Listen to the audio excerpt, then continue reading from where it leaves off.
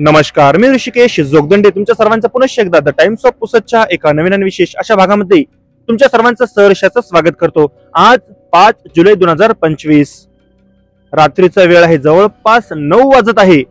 आपण सद्यस्थितीमध्ये बसून आहे जे वन विभाग पुसद म्हणजे फॉरेस्ट ऑफिस यांच्या बाहेर। इथे सुरू आहे आमरण अन्नत्याग आंदोलन। यामध्ये चक्क 6 व्यक्ती न्याय मागण्यासाठी आमरण अन्नत्याग आंदोलन करत आहे। परंतु जे इथलचे अधिकारी कर्मचारी आहे यांना लाज वाटली पाहिजे, त्यांनी अद्यापर्यंत यांच्याकडे बघितलं सुद्धा नाही। धक्कादायक बाब अशी की यामधल्या 2 ते 3 व्यक्तींना सलाईन सुद्धा लागले आणि ही आजचीच गोष्ट आहे। परंतु शासन प्रणालीमधले हे मुजोर असे अधिकारी ज्यांना शासन म्हणजे आपणच मालक असा गुरूर चढलेला आहे, अशा अधिकाऱ्यांच्या दुर्लक्षितपणामुळे सर्वसामान्य जे व्यक्ती आहे त्यांना अशा ठिकाणी चक्क पाण्यामध्ये बाहेर पूर्ण पाणी चालू आहे, आपण पेंडॉल मध्ये बसून आहे अशा ठिकाणी त्यांना अन्नत्याग आमरण आंदोलन करावे लागत आहे।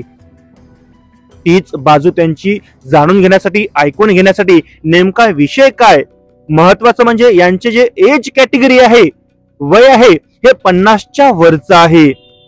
एवढं असून सुद्धा आता 1 तारखेपासून हे आंदोलन चालू असल्याची प्राथमिक माहिती आपल्याला मिळालेली आहे।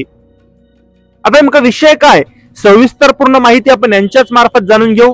यांना कशा प्रकारे शासन प्रशासन प्रणालीमधले हे जे नौकरदार सेवेकरी अधिकारी आहे हे कशा प्रकारे दुर्लक्षित करत आहे आणि त्यांना काय उत्तर मिळाले, संपूर्ण बाब त्यांच्याच मार्फत जाणून घेऊ। चला तर मग दादा, तुमचं नाव सांगा। माझं नाव भाऊ जनार्दन प्रताप गिरी। तर साहेब, आम्हाला 1990 पासून ते 2009 पर्यंत आम्ही कंटिन्यू कामं केलेली आहेत आणि आम्हाला 2009 पासून त्यानं कोणतीही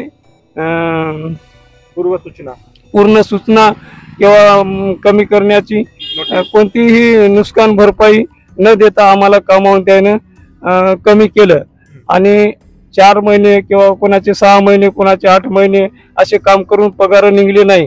याकरता आम्ही कंटाळून घरी राहिलो आणि त्यांच्यासोबत पाठपुरावा प्रत्येक वर्षी प्रत्येक महिन्यात असे याच्यामध्ये की आम्ही पाठपुरावा ऑफिसला येऊन RFO साहेबाकडं, पुन्हा वनपरिक्षेत्र अधिकारी, वनपाल यांच्याकडं, डिव्हिजनला लेवलला उपसंरक्षकाकडं प्रत्येक वेळेस आम्ही अर्ज केले, पण आम्हाला याची आमची कोणीच दखल घेतलेली नाही।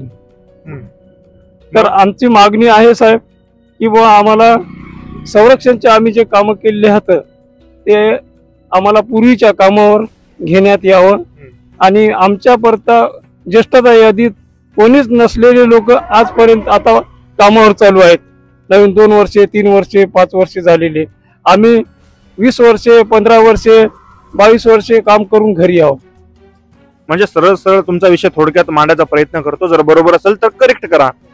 आता यांचं असं म्हणणं आहे की हे जवळपास 1990 पासून ते 2009 पर्यंत जे वन विभाग आहे इथे वनमजूर म्हणून कामाला होते। आता यांना कोणतीही पूर्वसूचना किंवा कोणतीही जे भरपाई आहे ते न देता यांना कामावरून कमी करण्यात आलं।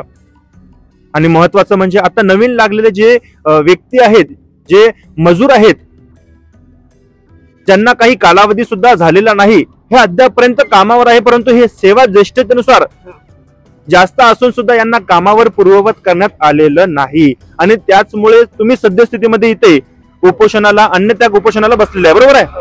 आता तुम्हाला इथे उपोषणाला बसून किती दिवस झाले ते सांगा। आम्हाला 1 तारखेपासून ते आज 5 तारखेपर्यंत झाले साहेब।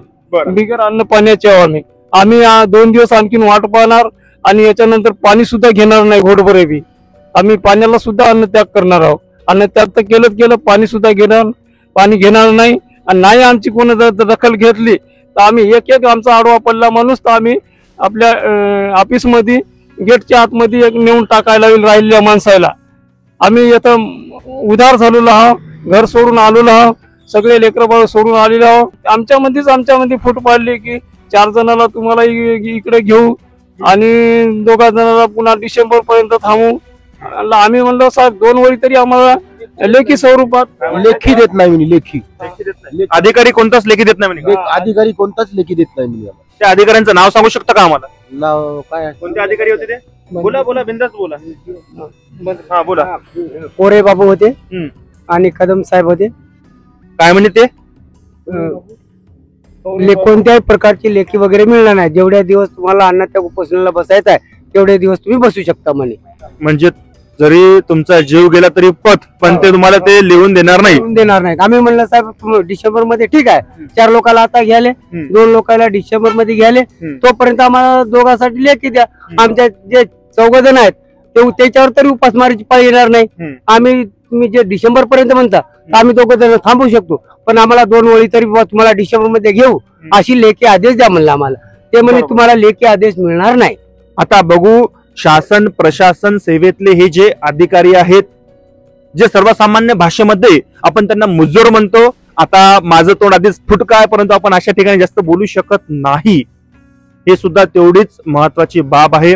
असे बरेच आता यांचे मुद्दे आहे, जवळपास 6 मुद्दे आहे, परंतु महत्वाचा असा मुद्दा आहे यांचा की यांना कामावर पूर्ववत करण्यात यावं ज्येष्ठता यादीनुसार. आता बघू, जे संबंधित विभाग आहे हे यांच्या संदर्भात आता तरी चांगले पाऊल उचलून यांना न्याय देते का, अशाच प्रकारच्या बातम्यांकरिता आता ज्याप्रमाणे यांनी सुद्धा म्हटलं की 2 दिवसानंतर जर आणखी काही वाईट परिस्थिती उद्भवली तर त्यासाठी सुद्धा वन विभाग यांनी तयार राहावे.